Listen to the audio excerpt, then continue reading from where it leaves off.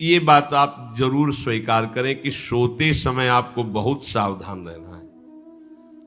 और प्रायः गलती सोते समय करते हैं उपासक की, कोई प्रपंच की बात याद करते हुए या मोबाइल देखते हुए या कोई गंदी चेष्टाओं का चिन्ह, आपकी रात बेकार चली जाएगी। अगर गंदी चेष्टा हो गई तो सुबह भी बेकार हो जाएगी, दिन भी बेकार हो जाएगा, निरुत्साहित हो जाओगे। सोते समय आपको समय नहीं देना व्यर्थ चिंतन का। उसी समय विषय चिंतन होता है, उसी समय विषय भोग की आकांक्षा जागृत होती, उसी समय विषय देखने की इच्छा होती। मोबाइल है तो जिस समय आप अपनी शैया पर जाएं स्विच ऑफ कर दें। उसमें मैसेज घंटी आने का कोई भी रास्ता मत रखें। मान लीजिए आप उपासक हैं भगवत प्राप्ति के, 30-35 वर्ष ये नहीं था तो सब मर नहीं गए थे। और बोले इमरजेंसी, जब इसकी 30-35 वर्ष से पहले इसकी कोई रचना नहीं थी, मुझे लगता है, क्योंकि 30-35 वर्ष में ही इसका विस्तार देखा है। नहीं तो कभी किसी के पास मोबाइल नहीं। कोई बड़े अधिकारी तो इतना बड़ा वो, इतना बड़ा वाला वो ऐसे रखते थे। नहीं तो मोबाइल तो हमें लगता है 30-35 वर्ष। तो फिर इमरजेंसी कैसे चलती थी? कैसे चलती थी इमरजेंसी? और आप ब्रह्मा हो क्या कि इमरजेंसी संभाल लोगे? स्विच ऑफ करो। जो सब इमरजेंसी संभालने के लिए तैयार, रात दिन न सोता है, वो हर समय जागृत रहता है, वो हमारा आराध्य देव है। स्विच ऑफ करो, चिंतन लगाओ श्री जी का। ये जो रात्रि के शयन के समय मोबाइल में इधर उधर दृश्य देखने हैं, अपने सर्वनाश का बीज बोना है। मान लो, हमारी प्रार्थना मान लो, ये उस समय मन आपको परेशान करेगा जब कमरे की सिटकिनी अंदर से बंद होगी। सबसे प्रार्थना है रात्रि के शयन के समय। तो बोले फिर ठीक है 10 बजे तक देख लेंगे मोबाइल, इसके बाद शयन के समय भजन कर लेंगे। होगा ही नहीं। क्या तुम देखना चाहते हो? प्रिया प्रीतम के सिवा और कुछ क्या देखना चाहते हो? वो तो सुभग सुंदरी सहज सिंगार, सहज शोभा सर्वांग प्रति सहज रूप वृषभानुनंदिनी। हमारी स्वामिनी जी की सुंदरता छुपाने के लिए आभूषण पहनाए जाते हैं, औरों को तो आभूषण सुंदरता बढ़ाने के लिए। यहां छवि के छिपाए बे को ऐसे के दास होके क्या देखोगे मोबाइल में? क्या देखना चाहते? वासना के क्रीड़ा, और तुम उस क्रीड़ा को देखना चाहते हो? परमार्थ के पथिक हो। देखना है तो प्रभु को देखने की वृत्ति रखो, अन्यथा मूंद लो आंखें। प्यारे, महान फल प्राप्त करोगे। सबसे प्रार्थना है एकांत में मोबाइल रूपी दुश्मन से बचो। क्योंकि जब आप गंदी बात कहीं देखोगे तो आपके अंदर वैसे ही चिंतन बनेगा, वो ऐसे ही लगेगा मैं भी ऐसा करूं, मैं भी ऐसा भोगूं, मैं भी ऐसा देखूं। मान लीजिए आप, जब हमारे शास्त्र कहते हैं कि पशु पक्षियों के मैथुन को भी नहीं देखना है, अगर ऐसा एक बार दृष्टि पड़े तो मानसिक प्रणाम करके दोबारा दृष्टि न देना। वो आप मोबाइल में ऐसी चेष्टाएं देखोगे, कैसे आप भगवत भजन करोगे? कैसे भगवत प्राप्ति का उद्देश्य रख पाओगे? ये कलयुग की बहुत महीन चाल है कि उसके बिना काम नहीं चलेगा और हम तुम्हें काम से युक्त कर देंगे। इसके बिना काम चलेगा नहीं, तुमको रखना पड़ेगा। और जब तुम इसे रखोगे तो हम काम अपना कर लेंगे। कलयुग ने कहा हम अपनी व्यवस्था बना लेंगे। यहां कह रहे, जब आप नींद में जा रहे हैं तो बिल्कुल मानो मृत्यु शैया पे जा रहे हैं। आपको उस समय नाम जप में बहुत ध्यान देना है, कहीं मन बहक ना जाए। तो क्या होगा, 5-6 घंटे जो आप लेटोगे ना, वो भी भजन हो जाएगा। हमारा जो सततम योमाम स्मरति नित्यशा है ना, ये पूरा हो जाएगा। नहीं, उस समय हम सो जाएंगे तो हमारा 6 घंटे का भी योग हो गया, 6 घंटे भजन रुक जाएगा। और ये 100% पक्की बात अनुभव की कहते हैं, यदि सोते हुए भजन करोगे तो जगते। कई बार तो पकड़ा है कि अगर आधे पद में बेशुद्ध हो गए तो वो पद पूरा जगते ही शुरू हो गया है। मतलब बीच में स्थिति भागवती की रही। जैसे बेहोश करते समय हमने कहा था, जब ऑपरेशन के हमें बता देना, तो उनका बाबा अब इंजेक्शन लगाने वाले हैं, तो वो 1 मिनट हमें केवल दीजिए, अपनी चित्तवृत्ति। तो जब होश आया तो वही पहले चिंतन चल रहा था, वही चिंतन। जैसे सोने के समय बेहोश हुए तो जगने के समय वही चिंतन, ऐसे ही इंजेक्शन से जब बेहोश हुए और जब होश आया तो वही चिंतन चल। बहुत बड़ा चमत्कार अभ्यास का है। नींद खुले तब से लेकर गाढ़ नींद आने तक स्मरण में कभी रुकना नहीं। और आपको एक छूट दे रहे हैं। कभी कभी क्या होता है कि एक मंत्र में, एक नाम में जैसे बहुत देर अभ्यास करते हैं तो मन उबने लगता है। इसका स्वभाव है, ये अनुभव की बातें कहते हैं।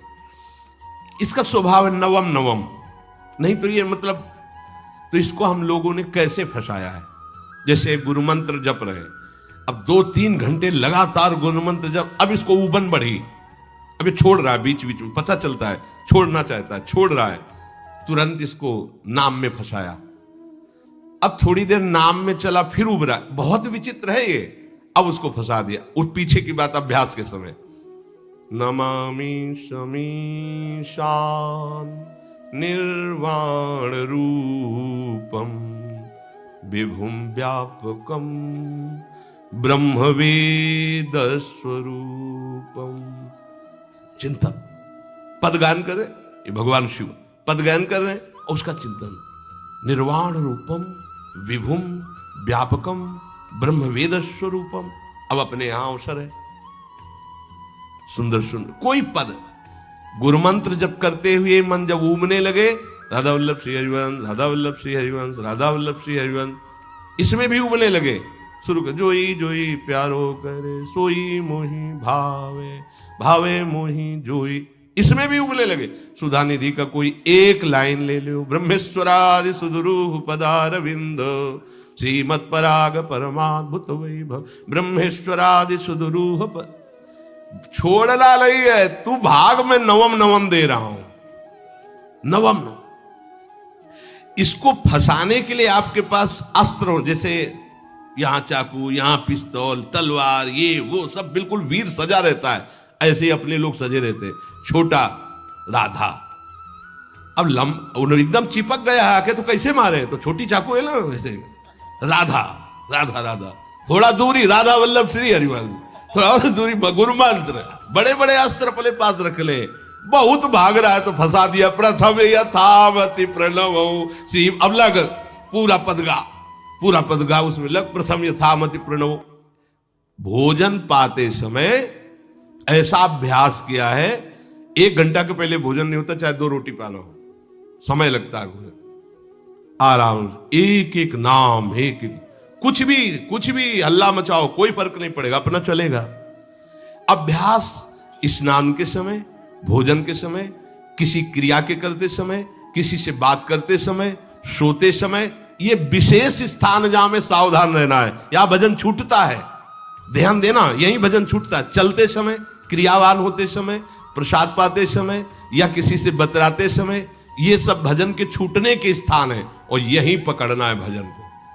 जब आपको बिल्कुल न लगे तो मानसिक सब बंद कर दो और गुनगुनाने लगो, जो धुनी आपको अच्छी लगे उसी में नाम, कोई नाम लेके, संसार का चिंतन न होने पावे, चाहे जो कुछ तुम जहां तुम्हारा मन आवे, गंगावरी गोदावरी, कुछ भी, भागवतिक चिंतन के सिवा संसार के चिंतन न होने पाए। पहले ऐसे अनन्य बनो, फिर बाद में अनन्यता आती, रसना कटो जो अनरट। हाँ भी विषय चिंतन कर रहे हैं, प्रपंच कर रहे हैं, बोले रसना कटो जो अनरटो, और नहीं बोल सकते, प्रपंच बोलेंगे बस, रसना कटो, ये शब्द वहां नहीं आते।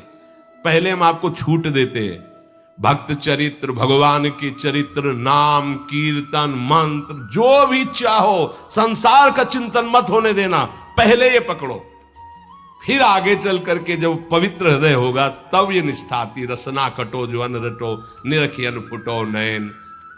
मान लो संसार का चिंतन नहीं करने देना है इसको, आप जैसे बने वैसे करो भागवतिक चिंतन, कोई नाम ले लो, कोई मंत्र ले लो, तुम्हें जो प्रिय लगे, हम छूट देते हैं।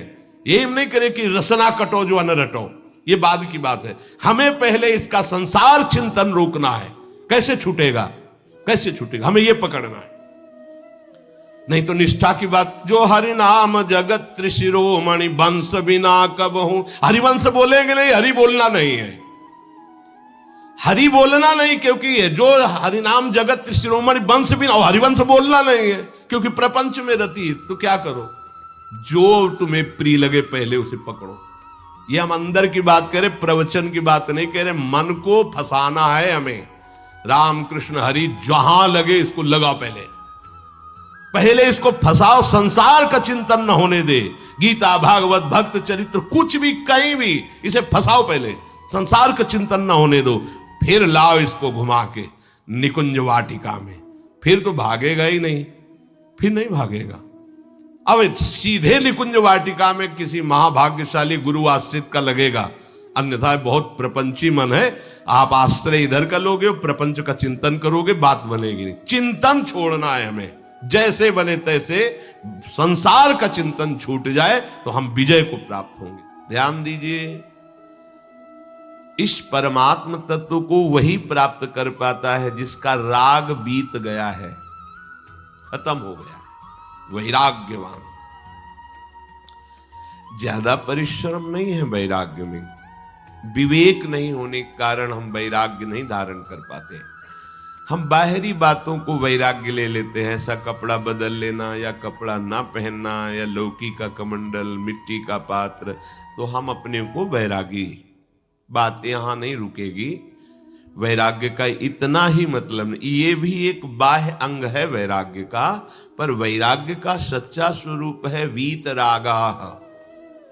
कहीं कुछ भी अच्छा नहीं लग रहा, कोई भी सुख आकर्षित नहीं कर रहा, लोक लोकांतर की प्रतिष्ठा, मान, सुख, ऐश्वर्य, व्यक्ति, कुछ अच्छा नहीं, राग खत्म हो गया। ऐसा उस अक्षर ब्रह्म को, अविनाशी तत्व को जान पाता है। जगते भयो फिरे बैरागी। जैसी हरिवंश प्रपंच बंच सब ये काल ब्याल को खायो। हालत यह है कि जैसे सांप ने मेढक को पकड़ रखा और मेढक सामने पतिंगा को, कीड़े को पकड़ना चाहता है, उसे यह पता नहीं कि मैं खुद किसी का कवल बन चुका हूं, वो एक झटके में मुझे अपने पेट में ले जाएगा। ऐसे ही हम सब हैं, काल के द्वारा ग्रसित है। काल ने हमें पकड़ रखा है, पर हम भोगना चाहते हैं। हम नाना प्रकार की मान प्रतिष्ठा पाना चाहिए, ये पता नहीं एक झटके में हमारा अस्तित्व ही खत्म हो जाएगा। जिनके अंतःकरण में किसी भी व्यक्ति, वस्तु, स्थान, पद, प्रतिष्ठा का राग ही नहीं रह गया है, उसे कहते हैं वैराग्यवान। वीतरागाः, राग ही नहीं है। जिनका अंतःकरण निष्पाप निर्मल हो चुका है, जिनके हृदय में केवल भगवत प्राप्ति की उत्कट लालसा जागृत हो गई है, ऐसा साधन संपन्न उपासक परमात्म तत्व में प्रवेश पाता है। अध्यात्म मार्ग की ऊंचाई पर वो स्थित हो जाता है। यदि छंतु ब्रह्मचर्यम चरंती, जिनकी इच्छा एकमात्र भगवत प्राप्ति की है, यदि छंतो, उनको क्या करना होगा? ब्रह्मचर्यम चरंती, ब्रह्मचर्य का पालन करना होगा। प्रत्येक इंद्रियों का निर्विषय हो जाना वास्तविक ब्रह्मचर्य है। केवल जनेंद्री से ही ब्रह्मचर्य को नहीं लेते। हमारी प्रत्येक इंद्री भोगों से रहित होकर भगवत अनुराग में, नेत्र प्रभु को देखना चाहते हैं, त्वगेंद्री प्रभु को स्पर्श करना चाहती है, घ्राणेंद्री प्रभु के श्री अंग की गंध पाना चाहती है, श्रवणेंद्री प्रभु के वचन सुनना चाहती है। एक एक इंद्री अपने प्रभु में लग गई, अंतर्मुख हो गई, बाहर विषयों का त्याग हो गया। इसे ब्रह्मचर्य कहते हैं। पर प्रारंभिक ब्रह्मचर्य में जनेंद्री का ब्रह्मचर्य अत्यंत आवश्यक है। यदि जनेंद्री जन्य व्यभिचार दोष से युक्त है तो कदापि उसे भगवत प्राप्ति नहीं हो सकती। शुभ गति व्यभिचारी शुभ गति चाहे, असंभव। और भगवत मार्ग में सबसे बड़ा दुश्मन यही व्यभिचार दोष है, काम। इसी से हमारा हृदय मलिन होता रहता है, अंधा बटे और बड़ा चबाए वाली दशा रहती है। कहते हमें 50 वर्ष हो गए। अरे 50 जन्म हो जाए तुम व्यभिचार करो, गंदी बातें करो, गंदे चिंतन करो, सो समय व्यतीत कर, अनंत जन्म व्यतीत हो गए, भगवत प्राप्ति हुई क्या? 50 वर्ष से भगवत प्राप्ति हो जाएगी क्या? 5 मिनट काफी है भगवत प्राप्ति में, एक बार नाम काफी है। वो स्थिति तो लाओ। बार बार बहिर्मुख वृत्तियों के द्वारा विषयों में सुख बुद्धि कर लेने से हमारा सारा का सारा अध्यात्म चिंतन बदलता रहता है, इसलिए लाभ नहीं मिल पाता, एक रस चिंतन नहीं रह पाता। बार बार विक्षेपी विषय करते रहते हो, हम सहते रहते हैं और भोगते रहते हैं। एक बार तो हिम्मत करके उठो, अवलो नशानी अब ना नशई हो, एक बार तो दृढ़ बनो। बस मन के अनुकूल चलने की बात को तुम्हें रोकना होगा, तभी तुम्हारे अंदर यदि इच्छन तो ऐसी इच्छा जागृत होगी। पक्का पक्का ऐसा ही है।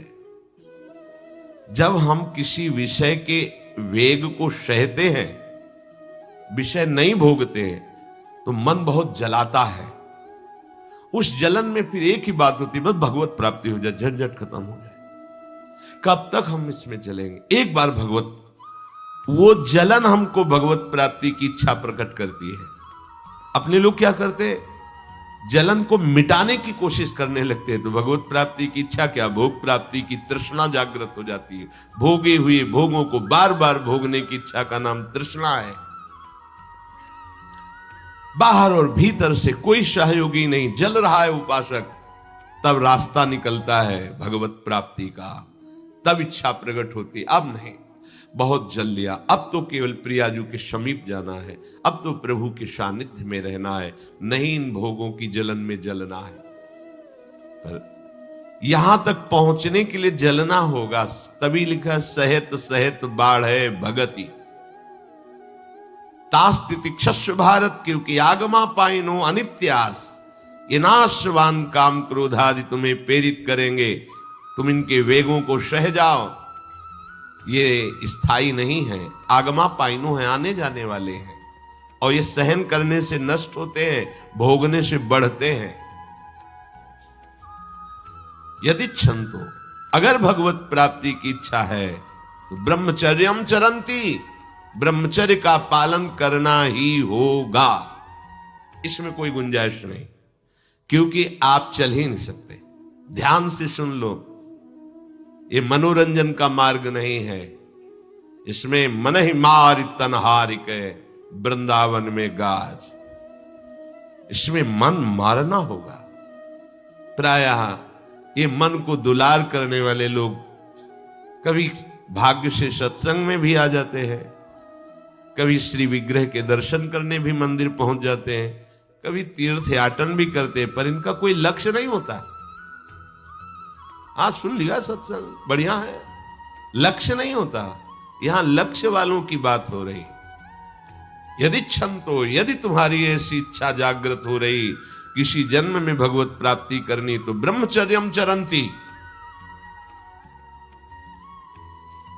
आप सच्ची मानिए, जिसके निकालने में तुमको सुख की अनुभूति हो रही, उसको रोकने में कितनी सुख की अनुभूति होगी।